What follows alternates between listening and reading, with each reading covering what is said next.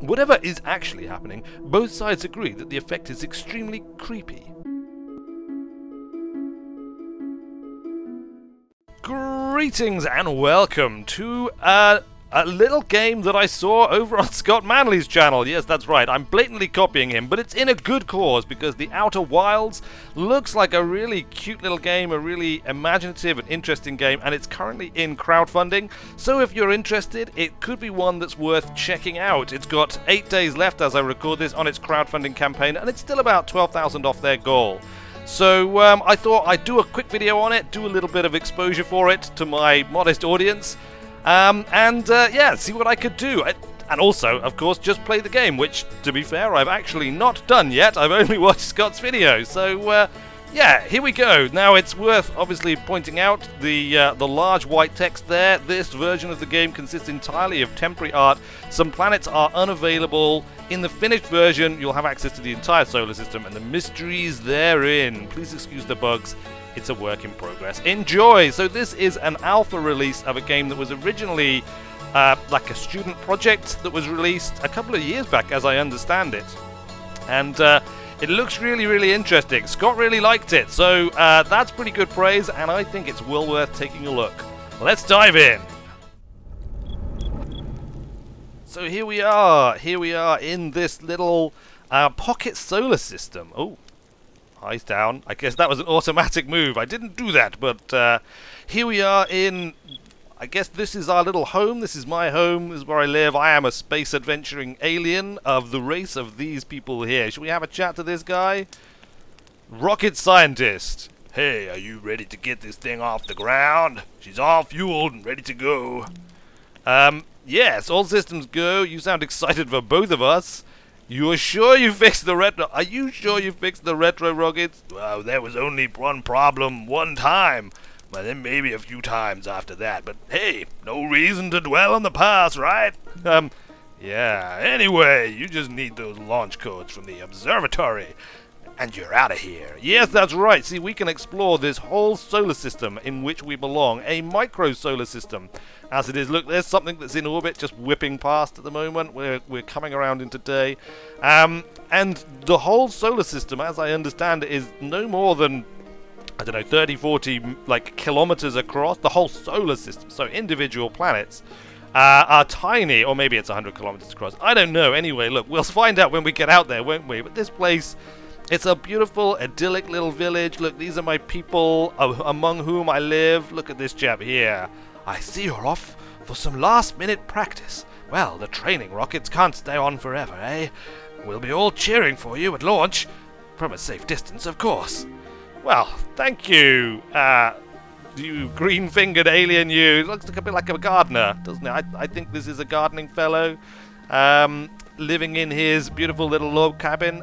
They don't look like the most technologically advanced people in the universe, do they? But you know, I'm sure their technology is fine.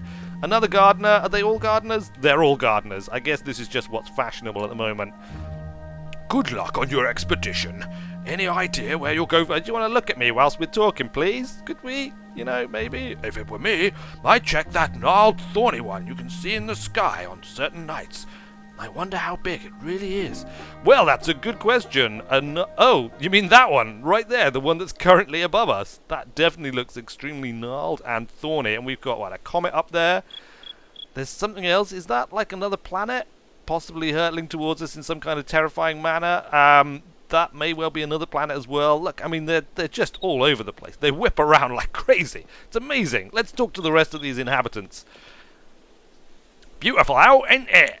Should be a good day for harvesting some pine. It's launch day, remember? It's harvest season.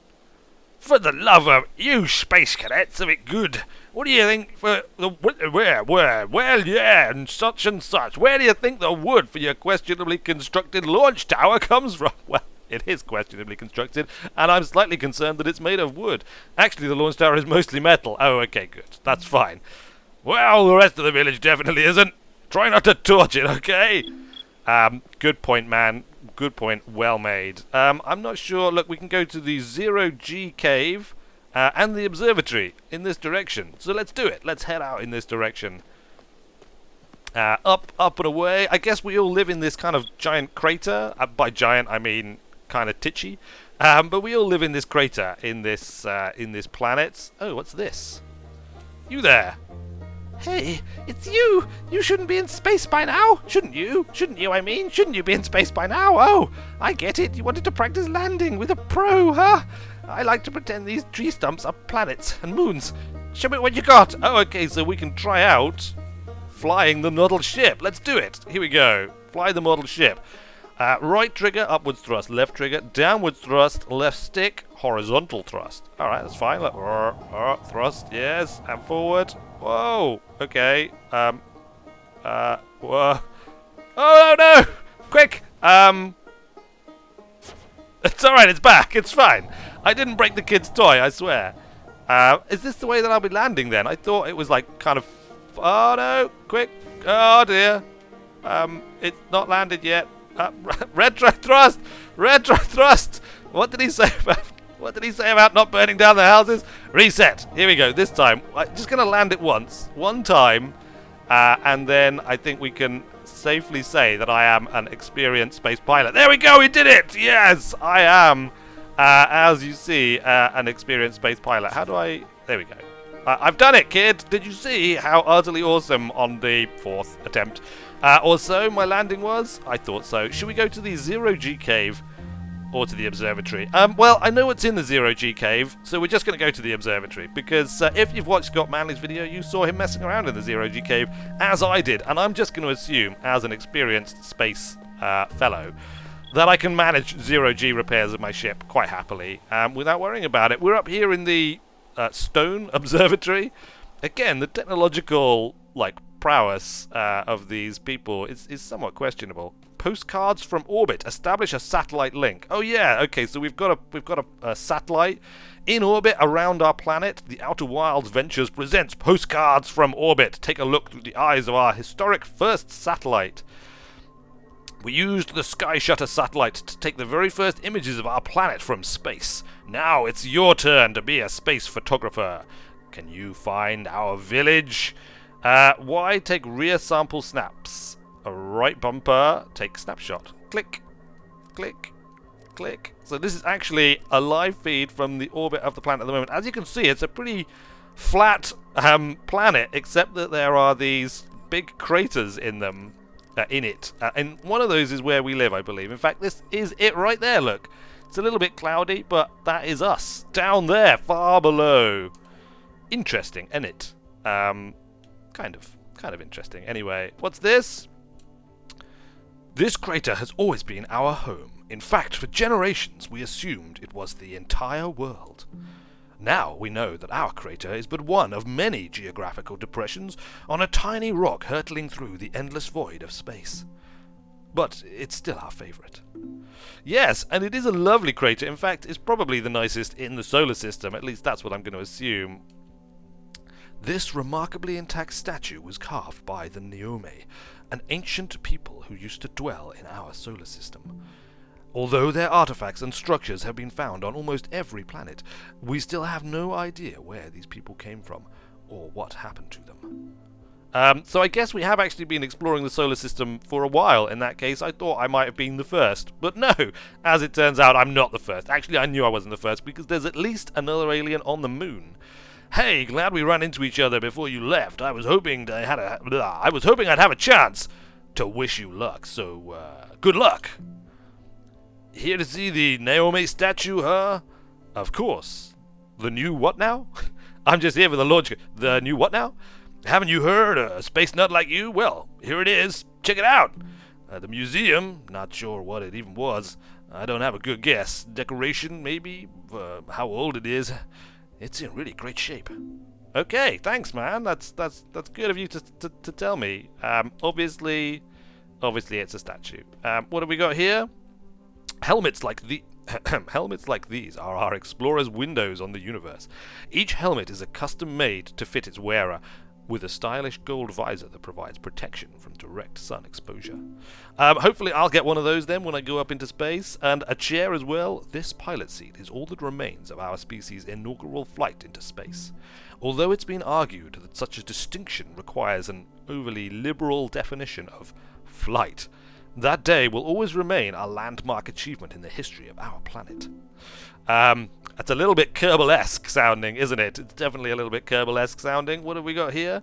All of our spacecraft are powered by the intense chemical reactions that take place inside this highly reinforced energy converter. The original conversion chamber wasn't reinforced at all, but that changed after an early model successfully converted 78% of the ship's hull into usable energy. Nice. That would certainly leave not much of the ship left for actual flight. Pine trees are the only natural source of oxygen in our solar system, so we engineered these portable tanks that allow our astronauts to explore treeless environments for up to several minutes.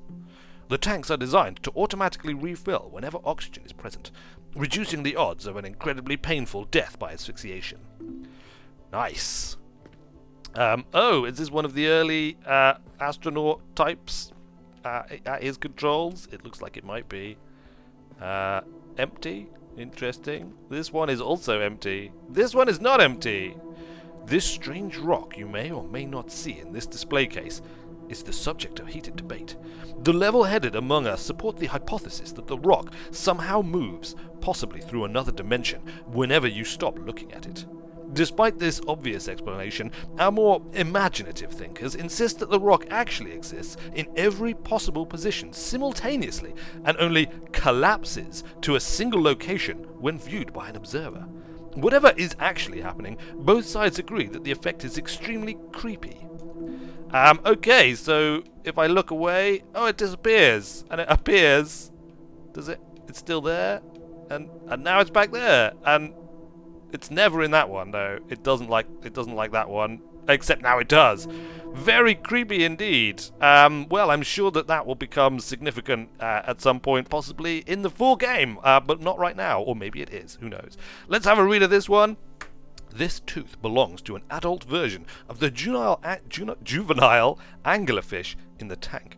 If adult proportions are consistent with that of these smaller fish, they must grow to nearly the size of our spacecraft. Wow, okay, so this little fellow here is the junior version, and there are big versions out there, presumably living on another planet.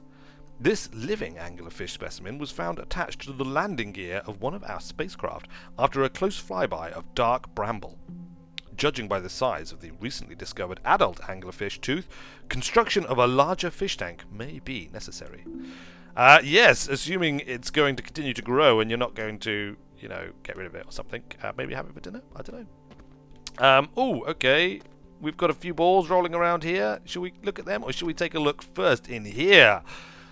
Look at this place. Look, it's a massive, great big telescope. And look at one of the planets, or possibly the moon, just hoving past, demonstrating the extremeness of this solar system. Here is the map. Should we take a look? And we zoom out to a three-dimensional view of the solar system. So there is us. You are here. The planets marked with the red unavailable, surprisingly enough, are unavailable in this demo. But we can visit the Wanderer, Brittle Hollow, and I guess any other locations that perhaps have not been discovered yet that may or may not turn up. Who knows? Good. We can pan the view like this, and we can zoom in. Can we zoom right in and see details on the planet? Oh, look, yeah, there's Luna, so we've got the moon that we can visit as well. The Wanderer, I guess that's like a comet, is it? It looks like a comet to me. Brittle Hollow looks like it also has a moon. Devil's Furnace. So we can visit Brittle Hollow and its moon. But that is it. What's this? Some kind of weird spatial anomaly. Good. All right. Well, let's go back, as we still haven't taken off yet. In fact, I don't think we're going to get to that in this episode by the looks of it, does it? Let's have a read. During the main sequence stage of our star's lifetime, thermal energy is generated in the dense core region as hydrogen atoms are fused into helium. Particularly massive stars like our Sun have relatively short lifespans on the main sequence.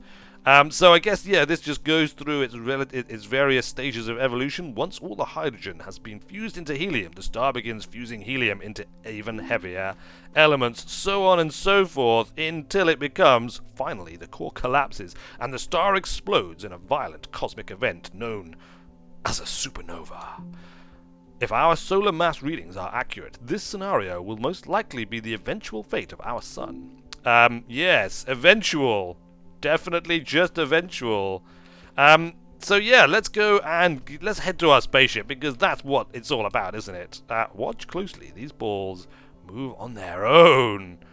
Oh, the ground is perfectly level. So what do you think causes this spooky motion? The answer is the moon. As it orbits our planet, the moon's gravity pulls on objects from different directions. It's pulling on you right now. Wow, there you go. I wonder if that's actually properly physically modeled, or if they've just kind of faked that for the sake of you know, making this cool little display. Who knows? Another picture? Where is that? It's somewhere, possibly another world. Some of our newest expedition gear was developed by reverse engineering Noami technology. Ah, okay, so that's why their apparently primitive technology is capable of emulating space travel. This Surveyor probe Mark IV featured a limited warp capability that has dramatically reduced the rate at which our astronauts lose them to the depths of space. In theory, this warp technology should also work on organic life forms, but further experimentation has been hampered by a sudden shortage of volunteers. Well, I guess they're a little bit more risk-averse than Kerbals then, despite their early expeditions. This piece of Naomi technology is most likely some sort of data projection device. Further research will undoubtedly ensue if we ever figure out how to turn it on. Interesting. Ooh, is this a skull? Look, there's some kind of ruins, perhaps, that have been excavated. This Naomi skull was unearthed in a crater on the far side of Timberhearth. With only 3 eyes, we can't help but wonder if the mysterious demise of the Naomi had something to do with their inferior depth perception. Who knows? I guess when you have 4 eyes, you do get superior depth perception. This tablet has been key to our translation of Naomi writings and symbology. The inscription makes numerous references to something called the Eye of the Universe, which we believe is represented by the large glyph in the center. Oh, fascinating. I think I'm supposed to have done something. Can I activate that? No, did I not pick up... Oh, what's this? Oh! This crystal was taken from a Naomi ruin on Brittle Hollow. It seems to create a local gravity distortion and was most likely used to traverse steep surfaces. Yeah, I'm now on the wall, look. I'm now walking about on the wall. Cool. Hold on. Can I walk on the painting? Oh, no, I've exited the gravity field just in the nick of time. Maybe I have to talk to this guy. There you are! I just finished pre-flight observations and local conditions are good. This is the curator. Why is the curator doing pre-flight checks and things? What does that mean? What do the reports say? Well, apparently Brittle Hollow's volcanic moon has started erupting, and seismic activity has been detected beneath the Hourglass Twins. There are storms brewing in the Giant's Deep, and, well, you get the picture. What does it all mean? Ought it make for one hell of an expedition? Yes! Exciting stuff, isn't it? Almost makes me wish I were a traveller myself. Almost. Oh, I almost forgot. Here are the launch codes. You're a go for launch. Be careful out there. Aye, aye, curator. I have now acquired the launch codes. Obviously, I forgot to talk to him. I didn't realize, in fact, that I had to talk to him. But now that I have... What's going on with the statue? It's like it's inside my head, reading my thoughts and memories, sucking them into itself in some strange fashion, into its third eye, no less. Okay, well, that was a bit weird, but let's not let it get to us. We'll just head on, shall we? And in fact, we will head on to launch. Where is my... Oh, Where is my spaceship? I'm eager to get going. Shall I try jumping down there? I don't think I should try jumping down there. Where's the launch tower? Does anybody know where the launch tower is? I know I should have learned when I was training and all that stuff where the launch tower was, but I completely forgot to. Launch tower. Look, there we go. There is handily a sign scrawled, a wooden sort of like hacked together sign with a message scratched into it that this super high tech people have decided to use. Here we go. Rocket scientist, looks like you're ready for takeoff. All this excitement is fun, but I can't wait to get back to working on new spaceships. We're working on fixing the autopilot's avoidance system for this one. Oh, sorry. Okay, fine. Look, it's got a bed. Is this where you live? You just live here by... Actually, the launch tower is, to a large extent, made of wood. It's true. Enter the launch codes. Launch codes entered. Activate the lift. And so our adventurer embarks on a great journey. A journey to the stars. Well, to the planets. The tiny, tiny planets. Where he will discover the mysteries and adventure of the outer wilds. We're firing the main engines, cocktails, carrying the Wizard X and the WizScan Ultra P off into orbit. And to separate the shroud, which has exploded away from the main spacecraft, Lena Kerman stays outside just in case she is needed to perform a rescue or anything of that nature as Gambit Kerman leaves the station.